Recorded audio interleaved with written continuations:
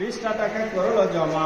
ইয়া রাব্বুল আলামিন তোমার আরেকটি মেহনতের বান্দা 5টা টাকা করলো জমা। কাল হাসরে কইরো ক্ষমা নয়রাজ কইরো না। আমিন আমিন আমিন মাওলা আমিন।